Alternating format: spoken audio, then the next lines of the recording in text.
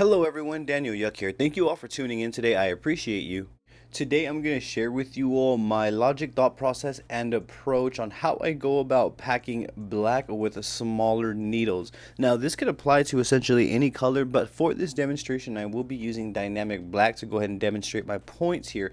Should you have any questions at any point throughout this video, I'm going to encourage you to drop a comment down below. I will do my absolute best to assist you in the best possible direction. With that being said, let's dive straight on into this.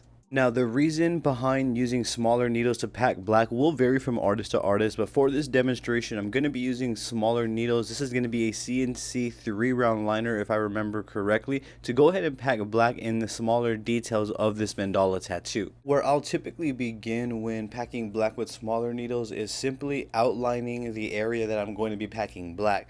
So what I'm doing is I'm creating the outline, so to speak, and a barrier that I'm not going to go beyond. So I'll go ahead and start with outlining the area that I'm going to pack black, and then I'm going to go ahead and work my way from one point to another, and I'm going to be moving in small circular motions using just the very tip of my needle to go ahead and complete the saturation. Now I just want to point out that we can essentially pack with any size needle. It doesn't have to be a smaller configuration, but I wanted to touch base on packing with smaller needles such as 3-round liners, 5, 7-round liners. In this snippet right here, I believe we're using a 7-round liner, and again, we're starting with the outline of where we're going to be packing the black. So once I'm done with the outline, I'm going to begin with motions either right to left, left or right, and I'm going to make small circular motions until I go back and forth, completing the area that I need to saturate.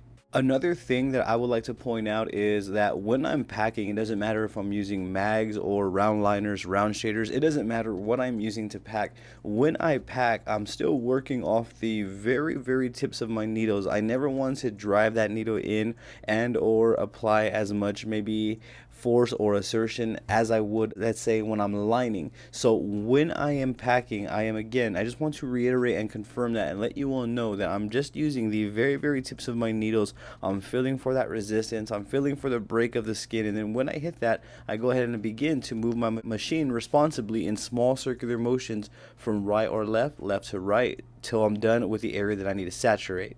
My logic also when packing is if I go ahead and I hit the spots right the first time, I won't have to go back and work the skin further since I did saturate fully to the way that I needed to be the first time around. So for me, when I do pack, I'm also committing to a certain level of confidence, which enables me to go ahead and break the skin comfortably enough to pack efficiently. So therefore I get in and out, and this will prevent me long term from overworking the skin, causing damage to the skin, scarring, texture. You get the idea. Now, if you are new to the idea of packing, or if you just want to better your skills with packing, I would highly recommend to invest into some fake skin. I will leave links for you in the description below so you can get some good high quality fake skin on your end. I would recommend doing so, investing and getting really acquainted and developing that muscle memory on what is right and what is not when it comes to packing, what's too deep, what's too shallow, and develop a rapport with the small circular motions from one point to another, so that way you get the idea on how to saturate areas prior to hitting human skin.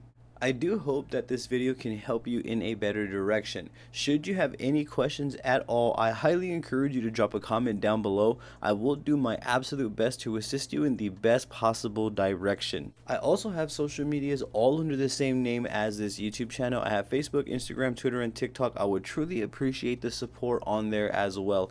Don't forget to hit that subscribe button for me and ring that bell, as I will be bringing more videos like this. Go on and give this video a thumbs up for me as well. Yet again, I truly appreciate you all tuning in. You have a great day.